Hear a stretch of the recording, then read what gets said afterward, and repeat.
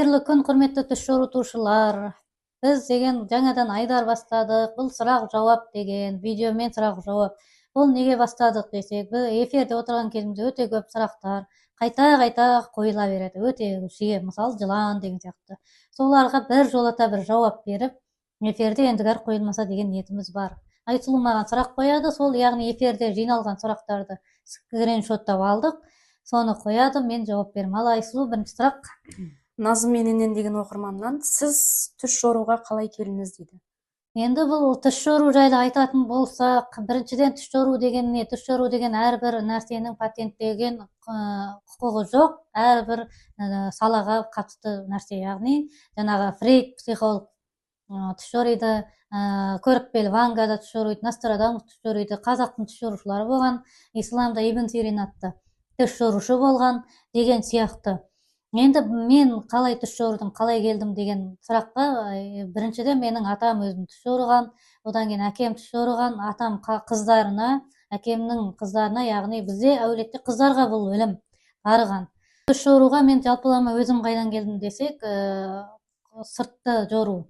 Бұл 18-ші жылдар медреседе жүргенде басталып еді. Сол жерде бір қызға түс жорыйм деп айтып, одан бұл жалғасып, мысалы сабақ уақыты, сабаққа дайындалу мұтағала дейді уақытында деген түс жоруға уақытымыз көп кетіп, бір келгенде 10 қыздан күніне мысалы. Одан ол өсіп 20-ға дейін барып, сондай бір жамағат болып жиналып қалып, ортасына отырып кезекпен түс жорып деген сияқты осылай кеткен. Одан кейін бұл нәрсе медреседен кейін жаңағы осы Қазылайып деген болды бір жоба, бұл тиктоктың балама түрі, осы жерде тегін түс жорумен жүрдік. Одан кейін осы 23-ші жылдан бастап осы тикток әлеуметтік желісінде біз кәсіп ретінде осы түс жоруға келгеніміз бар. Келесі сұрақ. Спандиярович мырзадан түсімде біреу маған дуа жасады деген не сөз дейді. Бұл өте жиі қойылатын сұрақтардан. Біріншіден бұл жерде жаңағы тек қана дуа жасау емес, жылан, жын кірді, шайтан қуалап жүр деген сияқты. Бұл екі халде жорылады. Біріншіден адамның өзінің өз-өзіне сендіру, самовнушение дейді. Яғни адам мысалы осы тиктоктың өзі жеткілікті адам санасын улауға ақтарып отырып, егер сізде мына белгілер бар болса, демек сіз дуаланғансыз дейді. Болды, адам ойланады. Менде мына белгі бар, демек мен дуаланған. Мен ажырасып кеттім, ана ел дуалады. Мен бала туа алмай жүрмін, мына ел дуалады деген нәрселерді алып жүреді. Яғни самовнушение осының әсерінен адам осылайдан түсті жаңағы дуаланған түстерді көріп атады. Екіншіден бұндай түстерін көру себебі адамның жалпы ниетінің дұрыс еместігін, шайтанды, балгерлерді дуалауды көріп атқаны, бұл адамның ниеті дұрыс еместігін. Мысалы ретінде сіз күйеуге тиін деп атсыз, егер адамшылықпен діни көзбен қарағанда жалпы күйеуге тие қалайын, осы жасым келді, мына жігітті ұнатамын деген ол жақсы ниет. Ал енді сіз мен мына жігітке тиіп алайын, бір бала туған соң лақтырып кетем, ақшасын пайдаланайын, керек болмағанда лақтырып кетем деген ниетпен біреуге тисеңіз, бұл сіздің түсіңізде жын шайтан біреу сізді дуалап атқан ретінде көрінеді. Яғни сіздің бастапқы ниетіңіз дұрыс еместігі ретінде, ескерту ретінде кіріп жатады. Келесі сұрақ. Тағы бір оқырманнан келген сұрақ, түсті қалай білесің деп қойып деген. Түсті қалай білесің деген бұл жерде енді эфирде өте көп сұрақтар болғаннан кейін қысқа қойған түрі ғой, қалай білесің дегені. Жаңа айта кететін болсақ, түс деген бұл шабыт дегенді, илхам дейді арабша. Илхамның қазақшаға балама бір мағыналардың бірі бұл шабыт. Яғни шабыт деп біз кімді білеміз? Шабытыңыз қашан ашылады деп жаңа ақындарға сұрап атады. Біз өленді, әнді ғана білеміз. Шабыт деген кез келген дүниеге. Мысалы телефонды шығарған адам шабытпен ойлап тапты, очкиді болсын шабытпен ойлап тапты. Яғни түс жоруға бірінші қатысатын нәрсе шабыт. Екіншіден бір адамның мысалы ретінде бұл сұрақ қойып жатқан адам ойлауы мүмкін. Ибн Сиринді бастан аяқ оқып жаттап алды, машинені көрсең былай екен, бұлт аспанды көрсең былай екен, соны айтып отыр. Бірақ олайынан түс жорыған қателік болады. Жаңа айтып отырғандай адам өзінің ішкі состояниесімен түсті жору керек. Сондықтан бұл жерде түс жору қалай жоримыз дегенде илхам іліммен, сосын адамның өзінің ақпараты болады. Зейіннің зеректігі болады. Мысалы ретінде машинені айдап жүру, рөлде отыру. Бұл деген адамның барлығы байқасаңыз соны көреді. Зағип жанында машинеде отырады, кішкентай бала да үлкен адамдар да.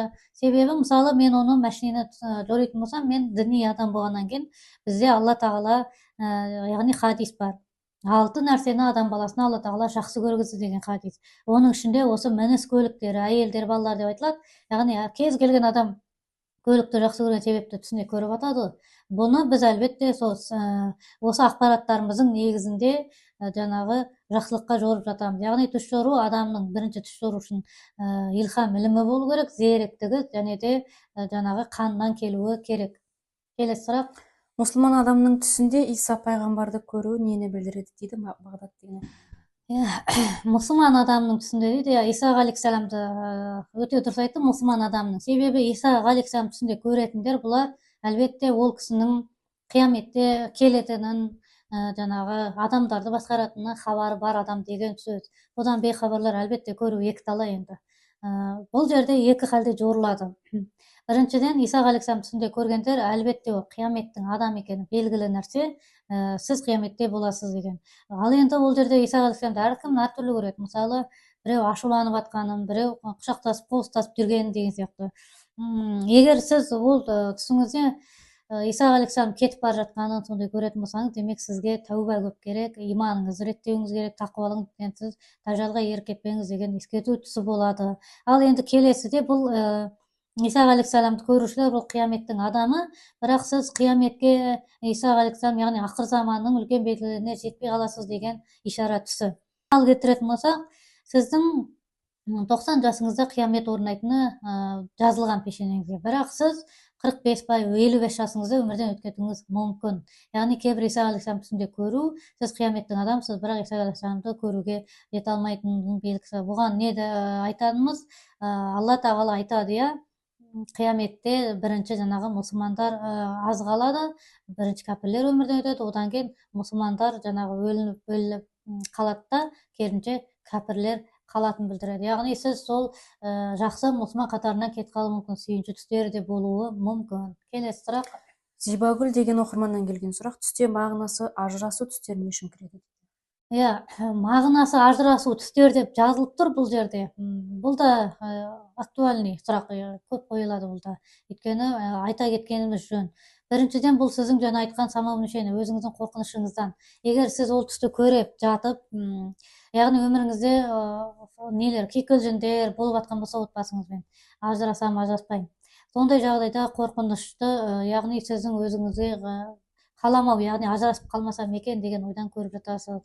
Яғни мына күйеу қашан маған ажырасам деп айтады, немесе жаңағы әйелім қашан кетем деп айтады деген үрейден көресіз. Одан кейін мағынасы ажырасу деген. Яғни бұл кісі өзі жорып қойған болуы мүмкін. Ажырасып жатырмын деп. Ондай жорып қойған болсаңыз, мағына, яғни басқа түс көрдіңіз сіз. Соның мағынасын, яғни мен ажырасам, демек мен ажырасам деп жорып тастадыңыз. Ондай жағдайда сіз әлбетте білуіңіз керек, түс жорушы ретінде ескерту түске жорып қойған болсаңыз, демек сіз ол адаммен ұрыспау керексіз, демек мен оған ұрыспасам, мен ажыраспаймын, мынандай нәрсе жасамасам ажыраспаймын деп алуыңыз керек болады. Келесі сұрақ. Түсімде әтір сеуіп жүрмін, иісі күшті, дейді Майра 84. Бұл да стримда жиі қойылады. Бізде стримда адамдар болса айта кетейін бұл жерде. Бізде стрим тегін өтеді, түс жору, және қосымша WhatsAppпен өтеді, ақылы түрде. Сол стримді мысалы адамдар өте көп жазады, +99 сообщение деп астында тұрып қалады. Адамдар ол жерде қысқа қояды сұрақты, мен қысқа жауап берем. Сол кезде есту, түсімде есту көріп жатырмын дейді. Сол кезде мен айтылып кететін нәрсе, біреуге ғашықсың деген жауап. Енді ол жерде ол адам жазған. Күйеуі бар адам, әйелі бар адам жазған болуы мүмкін. Яғни менің бір ғана түсімнен енді қайттым, мен анаған ғашық болып қалдым, бастығыма, коллегама ғашық болып қалдым деген сияқты кетуі мүмкін. Шариғи түс жорушы ретінде исламды бұл түс жору бізге харам болады, яғни біреудің отбасын бұзбау керек. Сондықтан бұл жерде мен дүзейтінім, айтпақшы болғаным, егер сіз басыңыз бос адам болсаңыз, бұл сіздің ғашық болып қалғаныңызды білдіреді, және сіздің ғашық болған адамыңыздың басы болып қалса, бос болса яғни. Ал бұны күйеуі, әйелі бар адам көріп жатқан болса, демек сіз бір адамның иісін ғашық көрсеңіз, демек ол адаммен партнерлық деңгейде жұмыс жасауыңызға, яғни ол сізге сондай бір әріптес ретінде өте ыңғайлы адам екенін білдіреді. Мысалы, біреумен бизнес бастау, біреумен бірге коллега болу деген сияқты нәрселерді білдіреді. Осыны ескере жүріңіздер. Ал келесі сұрақ. Және де эфирде жиі қойылатын сұрақтардың бірі жылан көру неден? Иә, жаңағы айттық қой, плюс 99 деп жиналып қалатын сұрақтардың ішінде сол 50 сұрағы, артық айтпасам сол 50 сұрақ, иә, 45-і 40-і жайына қалады. Жылан дейді. Дәу жылан, сары жылан, жасыл жылан, жалпы жылан. Енді жыланды біз осы жерде бір жолата айтып өтсек дейміз, өйткені ендігі стримде қойылмаса деген ниетпен. Жыланды айта кететін нәрсе Ибн Сирин, жаңа айтатқан Нострадамус, Ванга, кім болсын жыланды нақты бір жоруын қойған емес. Мысалы, телефонды көру екі ақ халде жорылады, алтынды көру 5 түрі бар, денсаулық анау мынау деген сияқты. Ал жылан ұстатпайды. Жылан өте көп 99 мыңғырық халге жорыла береді. Мен өз басым айтқан болсам, мысалы, адамның баласына жорыдым, баласын ұнатпаған, анасының батасына, яғни бата бермей тұрғанына жорыдым, өзінің өмірін бағалағанына жорыдым. Енді жыланды жалпылама былай 3 топқа бөлуге болады.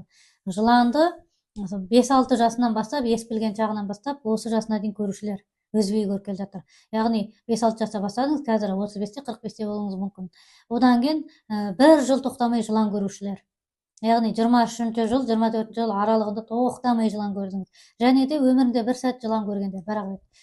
Біріншісін айтатын болсақ, 5-6 жастан бастап, бұлар өте қиын, ауыр, бұлар жылан көріп атқаннан кейін сиқыршы жаңағы барсаңыздар, сиқырланған анау мынау айтуы мүмкін.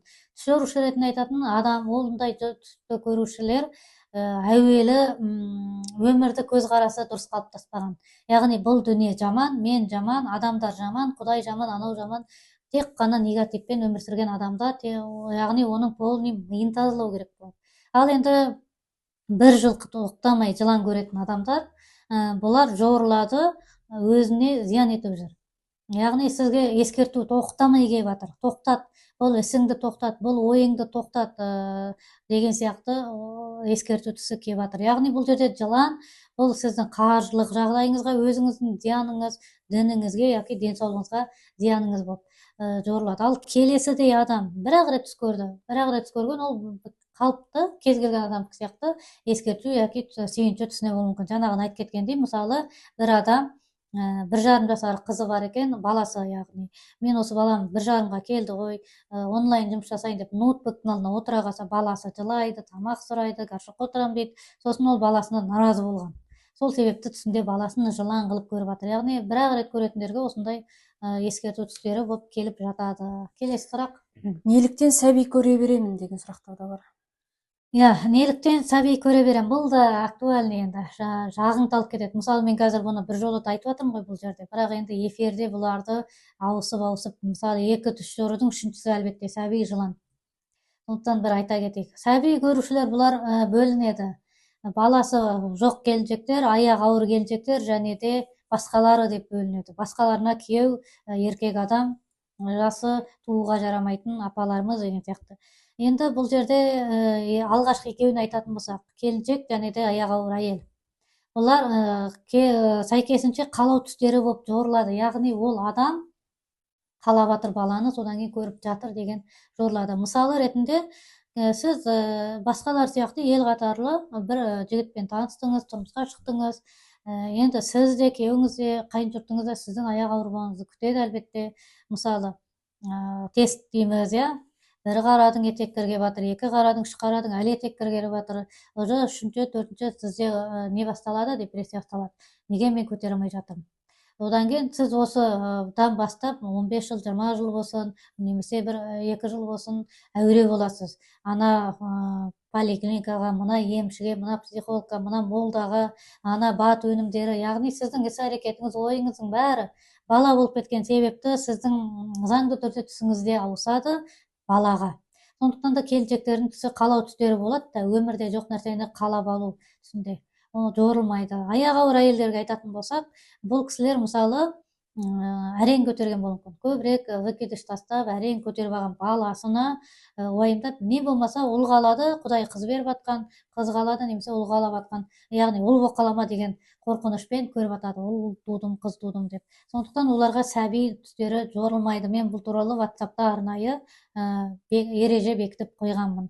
Әлбетте бұл екі категорияның түстері келесідей жорылады. Күйеуінің көрсе, пойыз көрсе, крокодил, яғни баладан басқа нәрселер түсі жорылады.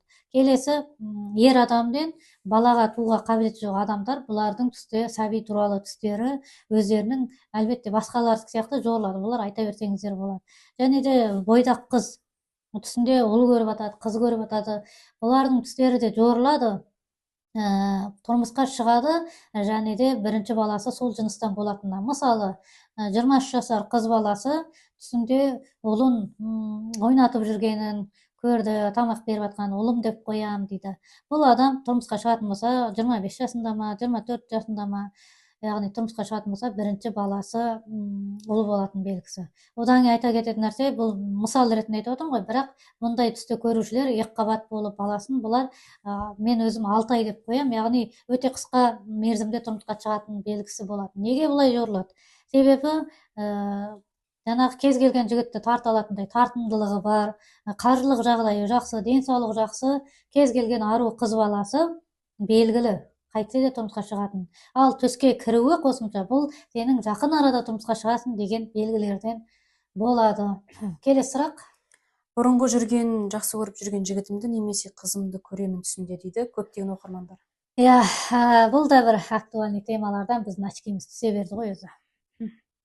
Бұл жерде айтып жатқаны біз бывший деп қоямыз енді. Бывший аясыма, бывший ма жалпы, бывший деп бір видео тарап, содан кетті ғой бывший болып. Бұл бывшийларды көруде өте жиі стримде қойылады. Бұл жерде жаңағы айтқандай біз шариғат, ислами түс болғаннан кейін біреудің отбасын бұзуға болмайды. Әлбетте бұл түстерді күйеуге тиіп алған 2-3 баласы барлар да көріп жатады. Түсімде бывший жігітімді көрдім, Гүлберді деген сияқты. Бұлар жорылады келестегідей.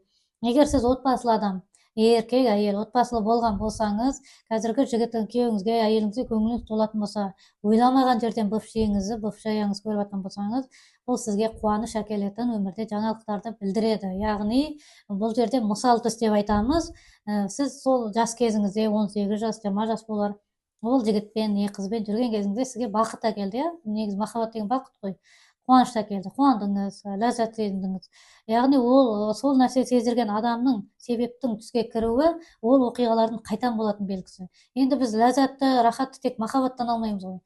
Біреу сізге бастығыңыз марапат беріп жатса, мәртебеңіз бастық жаңағы жұмыста көтеріліп жатса, немесе бір белгілі адамдармен қол амандасып өмірде кездесіп жатқаныңыз, бір кәсіпке жетуіңіз, яғни кез келген өмірдегі жетістіктер осы түсте бывшийіңізбен білінетін болады. Ол күйеу мен әйел. Енді бойдақтар бывшийін көріп жатса, бойдақ қыздар, жігіттер, мен көбінесе қыздарға жорайым, қыздар деп айта берейік. Қыздар көріп жатса, ол жерде қаралады. Мен өте көп қыздардың түсін жорайым бывшийларының. Қыздардың құбылмалы, өте құбылмалы ол қыздар. Мысалы, бір ғана сұрақ жауаптың өзінде ол өте құбылады.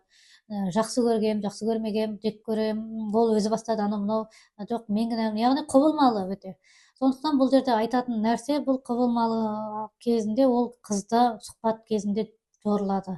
Яғни ол қыз қаншалықты оған махаббаты бар, қаншалықты ол бывший бос, сол кезде оған жорылуы мүмкін. Ол сені іздеп жүр, сағынып жүр, сенен басқа сенің ұқсасың таппай қалды деген сияқты, яғни сұхбат кезінде жорылатын болады. Сосын тағы айта кететін нәрсе, күйеу мен әйелдің бывшийді түсіне көру қазіргі жігітіңізге де жорылып жатыр, күйеуіңізге де мысал ретінде жорылып жатуы мүмкін.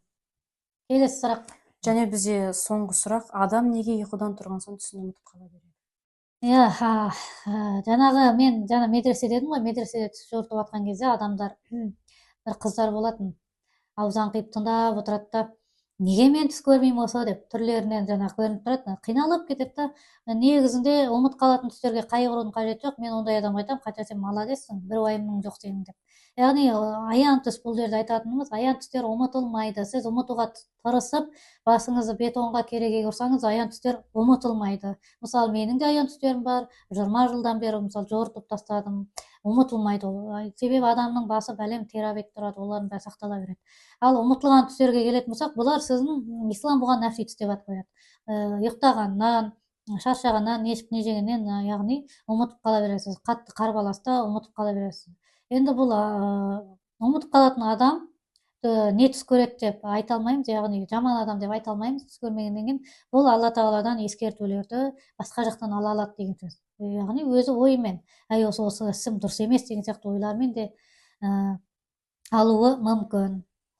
Енді бұл жерде біз стримда өте көп қойылып, соларға бір нүкте қойылса деген ниетпен, біздің стриміміз жаңа сұрақтармен келсе деген ниетпен осындай сұрақ жауап айдарын бастадық. Сіздерге ұнаған болса, бұндай сұрақ жауап өте актуальный. Онда сіздер осы видеоның пікір алаңына, комментарийға сіздерді толғандырып жүрген сұрақтарды қоя аласыздар. Біз бұл видеомыз көпшіліктің көңілінен шығып жатқан болса, алдағы уақытта да бұны жалғастыратын боламыз.